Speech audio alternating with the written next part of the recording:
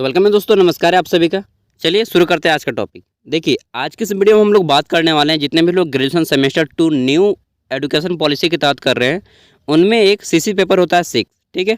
Common course का paper 6। इसमें जो है आपको पूछा जाता है global citizenship education and education for sustainable development. यह पेपर आपका मैंने जो सिलेबस है वो इस वीडियो में बताना है। हिंदी और इंग्लिश दोनों भाषाओं में बताऊँगा, ठीक है। ये आपका हिंदी है जो कि ट्रांसलेटेड वर्जन है, और ये इंग्लिश है जो कि मूल कॉपी है। तो हम लोग जानेंगे हिंदी इंग्लिश, क्योंकि मैक्सिमम यहाँ पे 90% बच्चे ऐसे होंगे जो कि हिंदी को समझते होंगे, ठीक है, इंग्लिश के मुकाबले ज़्यादा बेटर तरीके से। तो हम लोग हिंदी पे ही बात करेंगे। पहले देख लेते हैं। देखिए, ग्लोबल ग्लोबल सिटीजनशिप एडुकेशन, इसका मतलब होता है कि वैश्विक नागरिकता शिक्षा, ठीक है, या फिर वैश्विक नागरिकों के लिए शिक्षा, ठीक है। नेक्स्ट है आपका and education for sustainable development, यानी कि किसके लिए शिक्षा? तो सस्टेनेबल डेवलपमेंट मतलब कि सतत विकास के लिए शिक्षा, ठीक है। तो ये हो गया आपका वैश्विक नागरिक शिक्षा और सतत विकास के लिए शिक्षा। इस वीडियो में आपको यही जानना है, ठीक है, और इस सिलेबस में, इस पेपर में आपको यही पढ़ना है। देखिए, इसके तहत आपके 5 यूनिट बनाए गए हैं। एक तरह समझ लीजिए कि 5 चैप्टर पढ़ने हैं आपको। क्या क्या चैप्टर का नाम है वो चीज़ जान लेते हैं, ठीक है। और इसमें जो है आपका पूरा का पूरा आ जाएगा कवर। देखिए, यहाँ पे बोला गया है कि ग्लोबल सिटीजनशिप एडुकेशन, यानी कि वैश्विक शिक्षा वैश्विक नागरिक शिक्षा और and education for sustainable development, यानी कि सतत विकास के लिए शिक्षा। पहला चैप्टर ये पढ़ना है, ठीक है। यहाँ पे इसके सब चैप्टर के बारे में बताया गया है कि इसमें क्या क्या पढ़ना है डिटेल में। इसको हम लोग हिंदी में जानेंगे, ठीक है। पहले हम लोग हेडिंग को इंग्लिश में पढ़ लेते हैं, उसके बाद सब कुछ हिंदी में जानेंगे। यूनिट 2, इसमें आपको पढ़ना है sustainable development, global issue and sustainable issue, ठीक है, यानी कि सतत विकास के लिए वैश्विक मुद्दे और सतत मुद्दे, ठीक है, ये आपको जानने हैं। नेक्स्ट हम लोग देखते हैं, तो यहाँ पे 3 नंबर टॉपिक, जिसको हम लोग यूनिट 3 बोलेंगे, कि ग्लोबल पॉवर्टी, ठीक है, यानी कि वैश्विक गरीबी क्या है। इसमें आपको इनइक्वलिटी, यानी कि असमानताएं, एंड सोशल चेंज, सामाजिक जो परिवर्तन हुए हैं उसको जानना है, ठीक है। आगे देख लेते हैं। तो हमारे चौथा टॉपिक है, इसमें हमें पढ़ना है कि globalisation and citizenship education culture, यानी कि ग्लोबलाइजेशन मतलब कि क्या बोलते हैं, इसको क्या बोलते हैं यार, वैश्वीकरण एंड नागरिक शिक्षा और संस्कृति, ठीक है, ये हो गया इसका हिंदी। और यूनिट 5, इसमें आपको पढ़ना है कि global political issue and CCE, मतलब कि ग्लोबल सिटीजनशिप एडुकेशन, ठीक है, यानी कि वैश्विक राजनीति मुद्दे और ग्लोबल सिटीजनशिप एडुकेशन, GCE का फुल फॉर्म है। तो चलिए अब देख लेते हैं इसमें आपको क्या क्या पढ़ने हैं। देखिए, हिंदी में हम लोग बात करेंगे तो सेमेस्टर 2 CC पेपर 6, ठीक है। देखिए, पेपर का नाम है सतत विकास के लिए वैश्विक नागरिक शिक्षा और शिक्षा, यार ये ट्रांसलेट गलत हो गया है, ठीक है, सतत विकास के लिए शिक्षा और वैश्विक नागरिक शिक्षा इसका होगा हिंदी, ठीक है। अब देख लेते हैं। तो इसमें यूनिट 1 जो कि है आपका वैश्विक नागरिक शिक्षा और सतत विकास के लिए शिक्षा, इसमें आपको पढ़ना है कि वैश्विक नागरिक शिक्षा क्या है, ठीक है, इसका अर्थ क्या है, विशेषताएं क्या है, कार्य क्षेत्र क्या है, विषय वस्तु क्या है, इसका उद्भव कैसे हुआ, ठीक है, और इसका विकास कैसे हुआ, ये चीज़ पढ़ना है। फिर पढ़ना है कि किसी के जीवन में सतत विकास के लिए शिक्षा का महत्व क्या है। फिर है वैश्विक नागरिकता के लाभ क्या हैं, महत्व क्या है और सिद्धांत क्या हैं। देखिए दोस्तों, आपके जितने भी एग्जाम में क्वेश्चन बनेंगे यहीं से बनेंगे, एक भी क्वेश्चन यहाँ से बाहर नहीं जाएगा, क्योंकि ये सिलेबस है, ठीक है, और सिलेबस से बाहर कभी भी एग्जाम में क्वेश्चन नहीं आते हैं। अगला है न्याय, शांति और बनाए रखने में सतत विकास को बढ़ावा देने में वैश्विक नागरिकता की भूमिका, अखंडता बताना है, ठीक है। फिर वैश्विक नागरिकता के अधिकार और दायित्व बताने हैं। इस तरह से आपका चैप्टर 1 कंप्लीट होता है।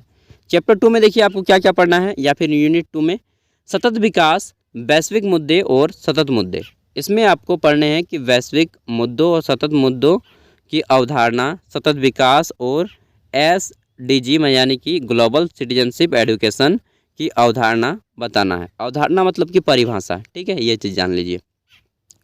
फिर है कि वैश्विक पर्यावरण मुद्दे, पर्यावरण के मुद्दे बता देना है आपको, जिसमें जलवायु परिवर्तन शामिल है, ठीक है, अनुकूल है, प्रदूषण की समस्या शामिल है, पानी की कमी शामिल है, जैव विविधता शामिल है, ठीक है, ग्लोबल वार्मिंग जो विश्व का तापमान बढ़ रहा है वो शामिल है, कार्बन डाइऑक्साइड का उत्सर्जन शामिल है, प्राकृतिक संसाधन के बारे में जानना है, संरक्षण जानना है, लुप्त प्राय प्राणियों के बारे में जानना है, जैसे कि एक लाल सिल वाली बतख जो लुप्त हो गई है, डायनासोर उसको लुप्त होना ही अच्छा है यार डायनासोर का, ठीक है।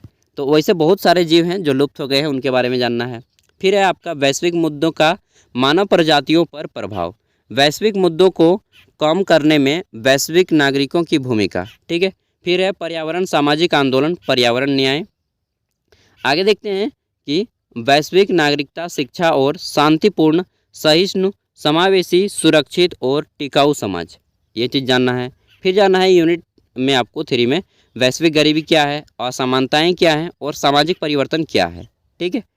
अब देख लेते हैं तो इसमें आपको क्या क्या पढ़ना होगा।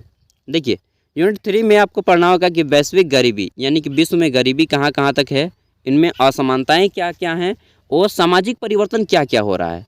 तो इसमें पहला टॉपिक है कि वैश्विक गरीबी और असमानता की अवधारणा, परिभाषा जानना है, गरीबी किसे कहते हैं, तो इसके बारे में हम लोग डिटेल में बात करेंगे, अभी जान लेते हैं।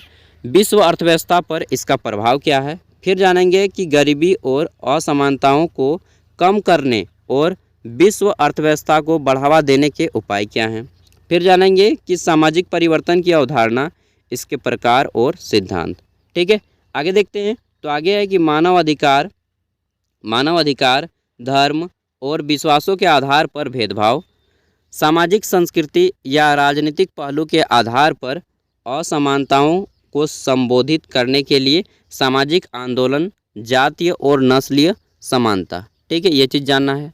नेक्स्ट देख लेते हैं तो हमें यहाँ पे पढ़ना होगा कि सार्वभौमिक मानव मूल्यों और नागरिकता मूल्य सहित किसी के जीवन के संचालन, जो कि संवैधानिक और मानववादी दोनों तरीके से, ठीक है, नैतिक मूल्यों को गले लगाने और अभ्यास करने के लिए में ग्लोबल सिटीजनशिप एजुकेशन की क्या भूमिका है, वो चीज़ जानना है।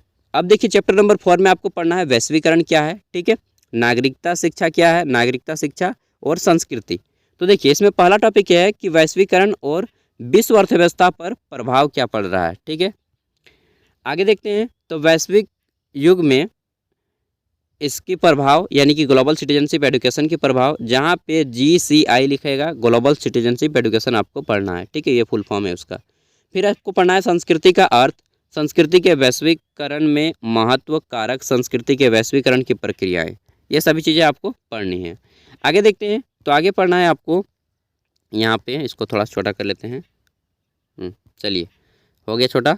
मानव अधिकारों का उल्लंघन, जबरन श्रम, ठीक है, ज़बरदस्ती बच्चों से श्रम करवाया जाता है उसके बारे में पढ़ना है, या फिर किसी गिरमिटिया मजदूर से प्रवासन, वैश्विक नागरिकों के रूप में पालन करने के उपाय, ठीक है, इन सब चीज़ों पे आपको पढ़ना है। आगे देखते हैं तो नव उपनिवेशवाद पढ़ना है, उपनिवेशवाद की विरासत पढ़ना है, सुधार पढ़ना है, भूमि सुधार पढ़ना है। अब यूनिट 5 यानी कि चैप्टर 5 आता है, इसमें आपको वैश्विक राजनीतिक मुद्दे और ग्लोबल सिटीजनशिप एजुकेशन के बारे में जानना है। इसमें देखिए शासन की परिभाषा पढ़ना है, फिर अर्थ, संप्रभुता का अंत, ये सभी आपको पढ़ने हैं।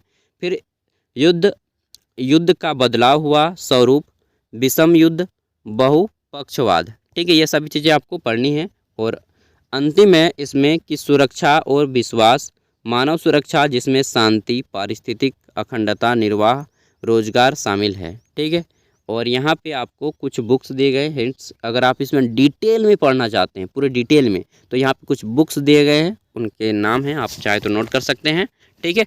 और बाकी अगर आपको शॉर्ट में जानना है, केवल एग्ज़ाम क्वालिफाई करना है और थोड़ा बहुत सीखना है, तो आप हमारे साथ जुड़े रहिए, ठीक है। और मतलब कि अगर आप 15 दिन के अंदर तैयारी चाहते हैं तो आप हमारे साथ जुड़ जाइए, और डिटेल में चाहते हैं तो बुक पढ़िए, ठीक है। मैंने दोनों रास्ते बता दिए हैं, अब फैसला आपके हाथ में है। पूरा का पूरा ग्रेजुएशन दोस्तों इस चैनल के माध्यम से आपको कंप्लीट कराया जाएगा, ठीक है। तो मिलते हैं अगले वीडियो में, तब तक के लिए बाय। अगर आपको वीडियो पसंद आई तो लाइक कीजिएगा, अपने दोस्तों तक शेयर कीजिएगा, और यहाँ पे आपको इसका PDF का लिंक वीडियो के डिस्क्रिप्शन में फ्री में अवेलेबल कर दिया गया है, आप वहाँ से इसको डाउनलोड कर सकते हैं, ठीक है। तो thank you for watching this video, bye bye, take care. And आप किस यूनिवर्सिटी से हैं कमेंट कीजिएगा। आई होप कि आप झारखंड के किसी अंदर के ही यूनिवर्सिटीज़ होंगे, क्योंकि झारखंड के लिए ही मैं स्पेशल डाल रहा हूँ। आउट ऑफ झारखंड के भी लोग देख सकते हैं, बट हमारे राज्य के लिए स्पेशल डाल रहा हूँ। Thank you, bye.